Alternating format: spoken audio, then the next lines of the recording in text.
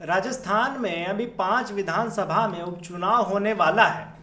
अब इन चुनावों में मुख्य रूप से 2 पार्टियां हैं, कांग्रेस और बीजेपी ही नजर आ रही हैं, लेकिन पर्दे के पीछे और भी कई ऐसे छोटे खिलाड़ी हैं जो इन चुनावों में अहम भूमिका निभा सकते हैं। अब कांग्रेस की बात करें तो उनके 2 सहयोगी नेता हनुमान बेनीवाल और राजकुमार रोत अभी तक ये नहीं बता रहे हैं कि वो क्या करने वाले हैं, मतलब वो अपने पत्ते नहीं खोल रहे हैं।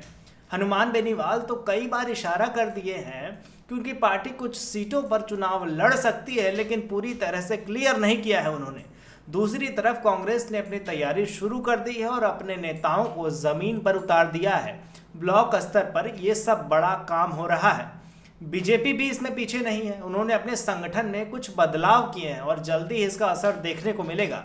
कुछ सीटों पर उम्मीदवारों के नाम जो है लगभग तय हो चुके हैं, जबकि बाकी सीटों पर अभी सोच विचार चल रहा है, सर्वे चल रहा है कि किस तरीके से उनको ज़मीन पर उतारा जाए, ऐसे नेता को उतारा जाए जो वहाँ काम कर सकें, जो जान पहचान वाले नेता हों।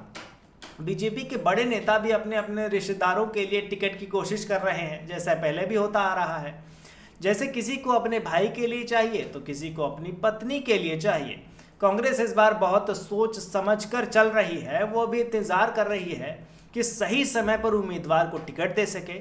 हालांकि कुछ सीटों पर पार्टी ने ये संकेत दिए हैं कि परिवार के किसी सदस्य को टिकट मिल सकता है, लेकिन आखिरी फैसला भी पार्टी के बड़े नेताओं पर टिका हुआ है। कुल मिलाकर ये उपचुनाव काफ़ी दिलचस्प होने वाला है, क्योंकि 2 पार्टियां अपने अपने तरीके से खेल रही हैं और छोटे खिलाड़ी भी मौके की ताक में बैठे हुए हैं कि आखिर छोटे खिलाड़ी से मतलब मेरा है कि राजकुमार रोत और हनुमान बेनीवाल जो कांग्रेस के साथी हैं नजर आते हैं, उनके विचारों में कभी कभी सम्मिलित भी होते हैं, पर उपचुनाव में इनकी भूमिका कितनी होगी, क्या इन दोनों का साथ मिलेगा कांग्रेस को?